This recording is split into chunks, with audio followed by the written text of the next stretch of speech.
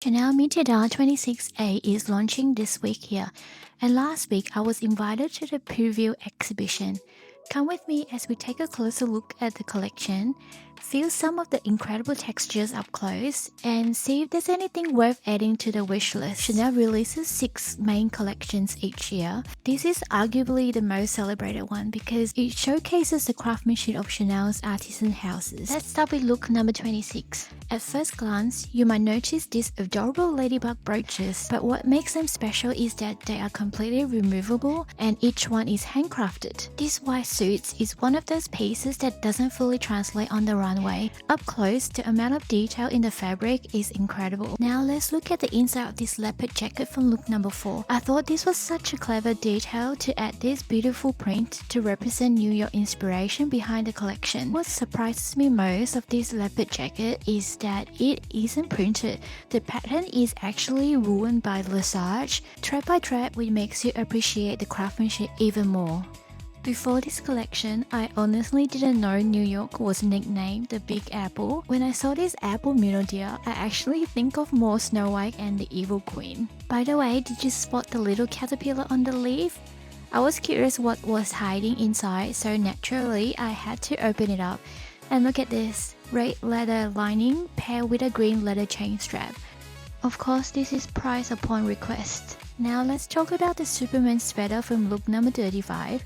I know this piece has already been all over social media. Personally, I don't think this is CHANEL, but I completely understand why it will sell. It is unexpected, it's collectible, and people love novelty pieces. Now, I don't mind this blue shirt here, although I kinda wish CHANEL had carried those pearl buttons all the way down the shirt rather than just on the collar and the cuff. Check out the model's expression on the screen. She looks fully prepared to transform into Superwoman and save the New York City.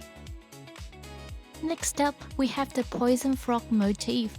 Not for me personally, someone else can keep the poison. There's also a matching flat bag if you're fully committed to the theme. For me, I much prefer the top handle bag at the back there. This brooch, however, caught my attention. I could see it looking beautiful on a dark blazer, but honestly, I think it might pop even more on a bright pink shirt. I also like how the dangling beads create some movement when the model walks. The night was actually quite fun. I get to see many pieces and drink some champagne. How about you? Are you enjoying yourself so far? Now for one of the standout pieces of the entire collection, the squirrel bag. This was one of the bags everyone was talking about after the runway show. There was also a giraffe bag shown on the runway, but unfortunately I didn't spot it here today. Let's take a look inside. Ooh, that red interior gets me every time. There's a small CC plug on the side that connects to the squirrel head, which actually protrudes from the body of the bag. And if you're wondering about the tail, yes, I checked.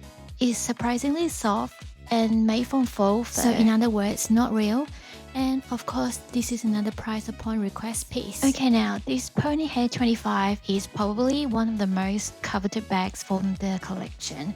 I have a feeling it's going to be extremely difficult to score one in boutique, but honestly, my eyes kept drifting back to this black dress. Look at all the pearls running down the back of the dress.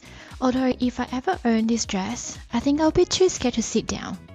I recently saw someone style this jacket with simple black trousers on Instagram, and I actually prefer that styling because it really lets the contrast of the tweed stand out. This is a very simple black suit, very CHANEL, but without a visible CC logo, chain detail, or signature CHANEL element, it almost looks too understated. From afar, you could probably find similar outfit from Zara. Now, this is my favorite belt from the collection. Look at the little moving CC cube. It's such a small detail, but it is incredibly cute. CHANEL denim is usually very popular, and I love that they have added a subtle CC detail to the belt loop. And yes, for anyone wondering, there are CC stitches details on the back pockets too. Now for this bag, before someone asks in the comments, this isn't crocodile leather, it is croc embossed leather, and we see this a lot already for Matthew's collection. And finally, the maxi flap. The maxi seems to be making a comeback ever since the spring-summer collection, and I personally prefer this version over the plain maxi because of the diamond stitching. It is a single flap construction, and after trying it on myself, I can confirm that it is definitely not a lightweight bag.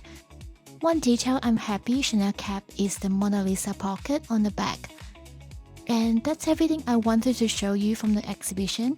If you'd like to see even more from the collection, make sure to go check out my Instagram posts and stories.